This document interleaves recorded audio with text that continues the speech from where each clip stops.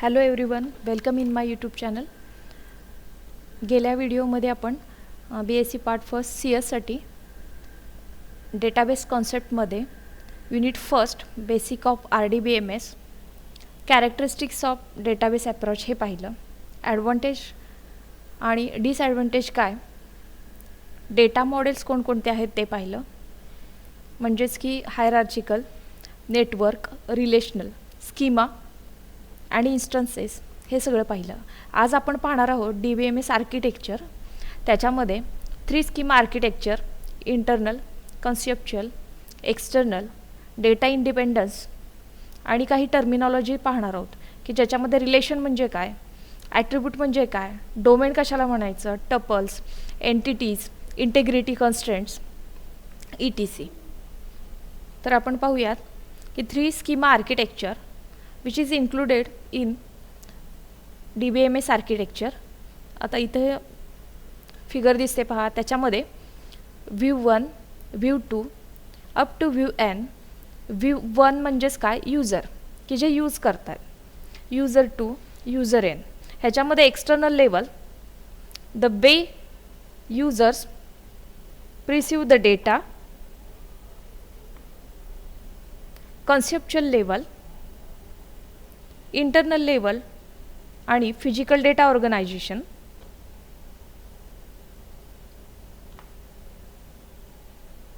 इथं conceptual schema, internal schema.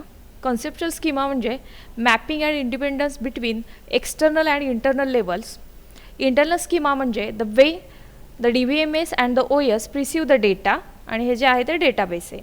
मग आपण 1 बाय 1 बघूया की कशा पद्धतीनं एक्सप्लेन आहे ते. 3 schema architecture in DBMS.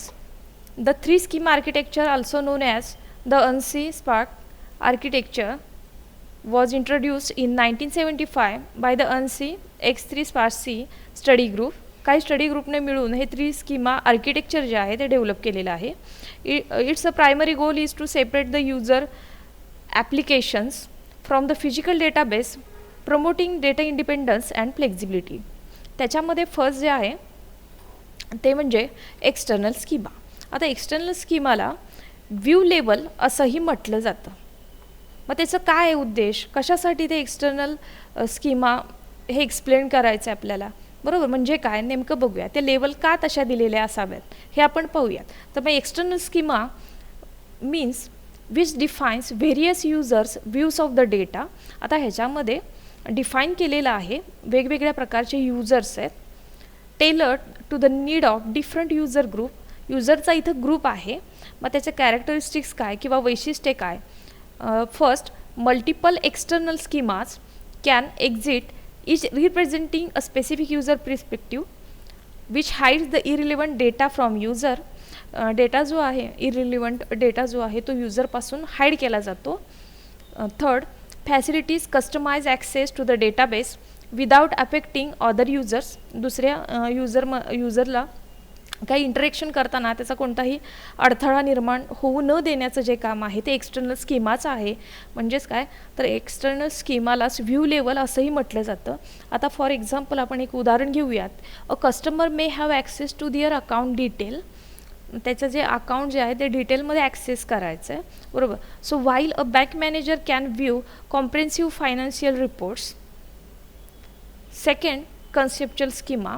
Conceptual स्कीमाला लॉजिकल लेवल असंही म्हटलं जातं. तर त्याचं पर्पज काय ते पाहूयात. Which provides a unified logical view of the entire database which abstract away physical storage details. की ह्याच्यामध्ये सगळे स्टोरेज जे आहेत आणि त्याचे जे काही डिटेल्स असतील ते सगळे असतं त्याच्यामध्ये इन्क्लूड असतं किंवा इन्वॉल्व असतं असं म्हणायला काही हरकत नाही. आणि हे जे आहे तर कॉन्सेप्च्युअल स्कीमा म्हणजेच काय, लॉजिकल लेवल स्कीमा. त्याची वैशिष्ट्ये अशी आहेत, which describe all entities, attributes, relationships and constraints in the database. त्याच्यामध्ये त्याला लागणारे जे काही एंटिटीज आहेत सगळे ते डिस्क्राईब केले आहे. त्याला लागणारे ॲट्रिब्यूट्स कोणते आहेत, रिलेशनशिप्स काय आहेत, ह्या सगळ्यांचं डिस्क्रिप्शन दिलेलं असतं. Second, independent of hardware and software specific. जे स्पेसिफिकेशन जे लागणार आहे हार्डवेअर अँड सॉफ्टवेअरचंही इंडिपेंडंट आहे. Which ensures the data integrity and enforces business rule. For example इथं आपल्याला काही बघायला हरकत नाही, which defines the entities like customer and the accounts. इथं दोन प्रकारच्या एंटिटी घेतलेल्या आहेत, कस्टमर आणि अकाउंट्स. देअर ॲट्रिब्यूट्स म्हणजेच काय, for example customer I D असेल, बॅलन्स असेल. बघा कस्टमर ही जर एंटिटी असेल तर त्याला लागणाऱ्या ज्या काय डिटेल्स आहेत ते झाले ॲट्रिब्यूट्स. मग काय, कस्टमरचा आय डी असेल आणि बॅलन्स. इथं समजा स्टुडंट जरी एंटिटी घेतली तर स्टुडंट आय डी आणि ॲड्रेस स्टुडंटचा हे ॲट्रिब्यूट्स येतात. जसं की अकाउंट जर एंटिटी असेल तर त्याचे जे काय आहेत किंवा रिलेशनशिप, तर customer which has account. Third one internal schema, त्याला तुम्ही फिजिकल लेवल असंही म्हणू शकता की त्याचं पर्पज काय आहे, उद्देश काय आहे त्या स्कीमाचा. Which shows or which describe the details how data is physically stored and access on storage devices. मग त्याचं कॅरेक्टरिस्टिक्स काय असेल, which specifies file structure, indexing method and access path, which optimise the performance for data retrieval and the storage, manage by the DBMS, transparent to the end user. पहा internal schema ह्याला तुम्ही म्हणू शकता physical level schema. मग त्याच्यामध्ये काय आहे तर कशा प्रकारे म्हणजे how data is physically stored, म्हणजे कशा पद्धतीनं डेटा जो आहे तो स्टोर्ड आहे आणि तो किती ॲक्सेस करू शकतो, and how it will be access on storage devices. आणि वैशिष्ट्य काय, त्याच्यामध्ये फाईल स्ट्रक्चरबद्दल स्पेसिफिकेशन किंवा माहिती दिलेली असते, इंडेक्सिंग नंबर जे आहे त्याच्या मेथड्स दिलेल्या असतात, पाथ त्याचा तिथं स्पेसिफाय केलेला असतो, which optimise the performance for data retrieval and the storage. For example इथं तुम्ही उदाहरण घेऊ शकता, which utilisation data structure like B trees or hash indexes to efficiently store and retrieve the data. आता आपण बघूयात दुसरा पॉईंट जो आहे तो डेटा इंडिपेंडन्स. डेटा इंडिपेंडन्स म्हणजे काय, तर आता which refers to the capacity to change the schema at one level of a database system without affecting the schema at the next higher level. बघा डेटा इंडिपेंडन्सचा अर्थ काय आहेत, ह्या ज्या आपण वरती पाहिलेले आहेत हे स्कीमा इंटरनल आहे, कन्सेप्च्युअल आहे किंवा एक्सटर्नल स्कीमा आहे. मग ह्या ज्या स्कीमा ज्या आहेत तर त्याच्यामध्ये काहीतरी प्रत्येक सपोज आपण इंटरनल स्कीमा जो आहे बरोबर, फिजिकल लेवल स्कीमा किंवा हे व्ह्यू लेवलचा जो आहे एक्सटर्नल स्कीमा, समजा ह्याच्यामध्ये काहीतरी चेंज आला आहे तो बरोबर, किंवा चेंज काहीतरी झाला आहे काहीतरी कोणत्या तरी कारणामुळं at one level of database system without affecting the schema at the next higher level. मग जर एक्सटर्नल स्कीमाला जर काही चेंज झालेला असेल तर त्याचा काही म्हणजे त्याला चेंज झाला आहे म्हणून इतर जे दोन राहिलेले आहेत इंटरनल किंवा कन्सेप्च्युअल ह्याला कोणताही अडथळा निर्माण होत नाही. So this property is a crucial for maintaining and evolving database without disrupting applications.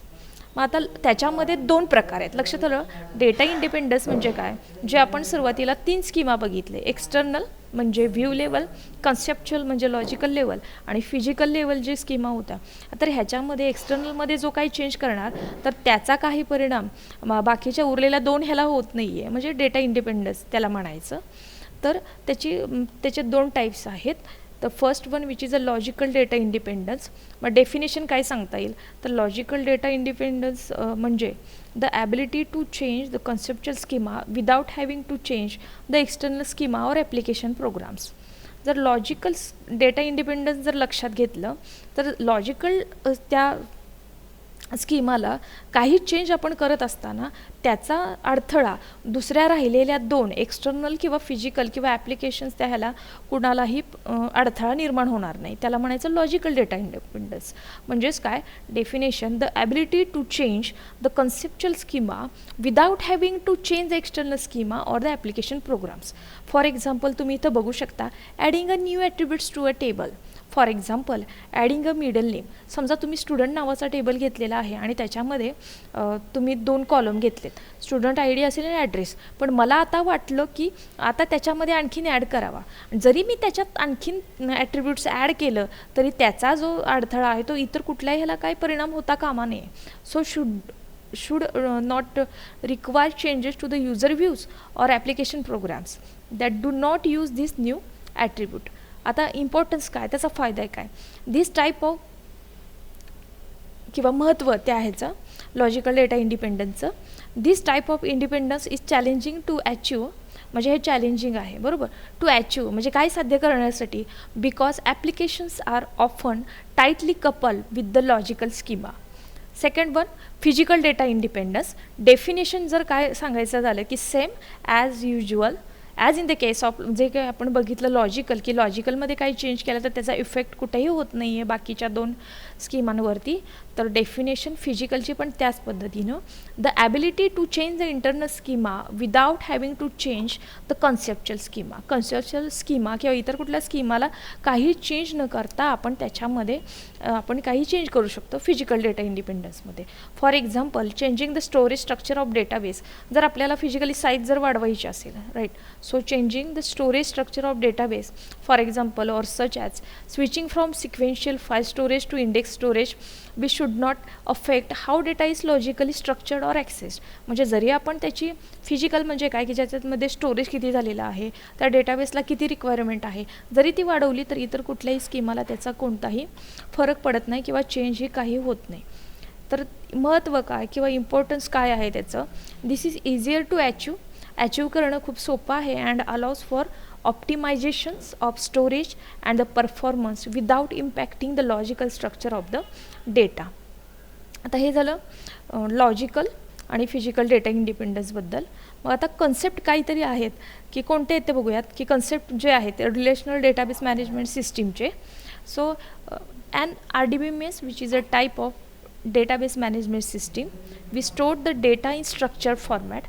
म्हणजे RDBMS चा लॉंग फॉर्म काय आहे, relational database management system and this is a type of DBMS म्हणजेच काय, database management system that stores data in a structure. जो data जो आलेला आहे तो स्ट्रक्चर फॉर्मॅटमध्ये सेव्ह करण्याचं किंवा स्टोअर करण्याचं काम RDBMSमध्ये केलं जातं by using rows and column.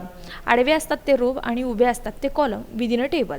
So it is based on the relational model introduced by EF Codd in 1970. त्याचे फीचर काय आहेत. मग आता टेबल म्हणजेच काय, त्याला इन ब्रॅकेट रिलेशन असंही म्हटलं जातं की ज्याच्यामध्ये data is organise into tables which consisting of rows and column. Primary keys म्हणजे काय, so each table has a primary key that uniquely identifies each records.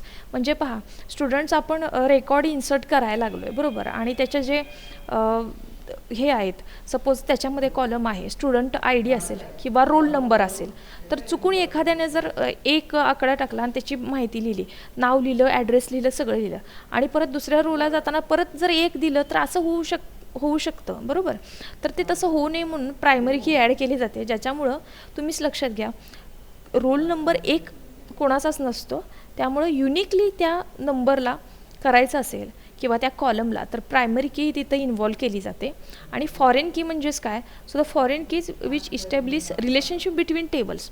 समजा टीचर आणि स्टुडंट्स ह्या दोघांमध्ये जर काही रिलेशनशिप दाखवायचं असेल टेबलमध्ये तर तिथं फॉरेन कीचा यूज केला जातो विच इन्श्युरिंग रेफरन्शियल इंटेग्रिटी. म्हणजे असे 2 डेटाबेस घ्यायचे किंवा टेबल घ्यायचे स्टुडंट्स आणि टीचर, ह्याच्यामध्ये कॉमन कुठला जो आहे, समजा स्टुडंटची डिटेल आहे आणि टीचरला लागणारे जे आहेत की ज्याच्यामध्ये मार्कशीट्स काहीतरी ते तयार करतात, तर त्याच्यामध्ये लागणारा स्टुडंट्समधला जो कॉलम होता रोल नंबरचा तो इकडे ते वापरणार. म्हणजे इथं अशा पद्धतीनं आपण परत डबल ते करू बसत नाही, आणि म्हणजेच काय फॉरेन कीज वापरून तो जो डेटा आहे तो ॲक्सेस केला जातो. स्ट्रक्चर क्युरी लँग्वेज म्हणजे काय, so these uses or RDBMS uses the SQL for querying and managing the database. ह्याच्यामध्ये कन्सेप्ट आहेत नॉर्मलायझेशन म्हणजे काय, the process of organising data to reduce redundancy and improve the data integrity. ACID property म्हणजे काय, हे फार महत्त्वाचं आहे, which ensures that the transaction are process reliably, atomicity, consistency, isolation and the durability. मग एक्झाम्पल काय आहेत RDBMSसाठी, MySQL, PostgreSQL, Oracle database and Microsoft SQL server. मग की टर्मिनॉलॉजीज कोणकोणत्या आहेत ते पाहूयात की जे RDBMSमध्ये पाहायला मिळतात. रिलेशन म्हणजेच टेबल की ज्याच्यामध्ये रो आणि कॉलम्स असतात. Let's see the definition of the relation is a relation is a table in database which consisting of rows and columns. Each relation is uniquely identified by its name. For example, suppose a table name employee with the column employee ID, name, position and the salary.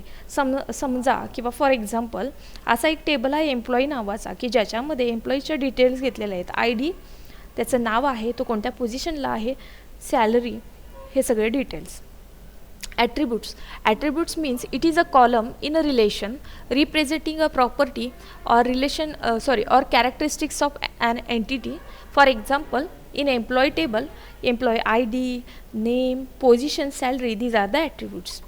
Third, domain means which define the set of permissible values for an attributes. It specifies the data type and constraints on the values. For example, the salary attributes may have a domain of positive integer also, which ensures that only valid salary are entered. Tuple means which is a row in relation, right? So the relation here is a relation means table which consisting of columns and the rows. मग ह्याच्यामध्ये tuple म्हणजे काय, एक record विद्यार्थ्याचा. For example 101 ID असेल, नाव Alice असेल, त्याची position असेल मॅनेजर, पोझिशनला ऑर डेझिग्नेशन वगैरे काय असेल त्यालाच पोझिशन असं म्हटले, आणि 75,000 जे आहे तो पगार आहे. हा झाला एक रो, त्याला म्हणायचं टपल. म्हणजे जे काही रेकॉर्ड्स तयार होणार आहेत तर त्यातलं एक सिंगल रो त्याला टपल म्हणायचं. So it is a tuple in the employee table. Fifth, entity means which is an real world object. Real world आहे, बरोबर. समजा डेटाबेस जर कॉलेज असेल तर कॉलेजमध्ये एंटिटी आल्या पहा की ज्या रिअल वर्ल्ड आहे, टीचर आहे, स्टुडंट्स आहेत, बरोबर, लायब्ररी आहे, ऑफिस आहे, हे सगळे जे आहेत ते entity, right. So entity it is an real world objects or concept that represented in the database. For example, an employee, it is an entity in company database. आता constraints म्हणजे काय, इंटेग्रिटी कन्स्ट्रेंट्स आपण जे पाहणार आहोत आत्ता.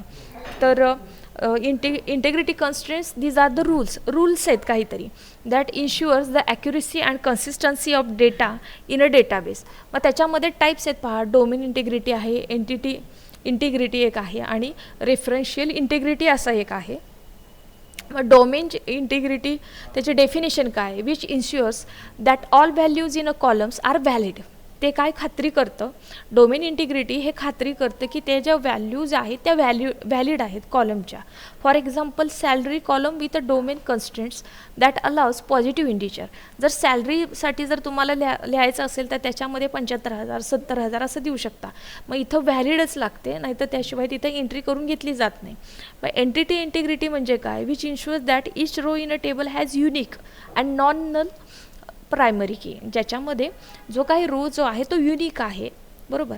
For example, in the employee table employee ID is the primary key which ensures each employee has a unique identifier. Third one, referential integrity which ensures that the foreign keys correctly and consistently point to primary keys in other table. दुसऱ्या टेबलमध्ये primary कीशी ते काही related आहे. For example, तुम्ही इथं बघू शकता की समजा ऑर्डर्ड जो टेबल आहे की त्याच्यामध्ये फॉरेन की वापरली एम्प्लॉई ID साठी, which references to the employee ID in the employee table. म्हणजे दोन टेबलमध्ये रिलेशन दाखवण्यासाठी रेफरन्शियल इंटेग्रिटीचा वापर केला जातो, which ensuring that the each order is associated with a valid employee. So thank you so much for joining my today's session. Have a nice day to all. Thank you.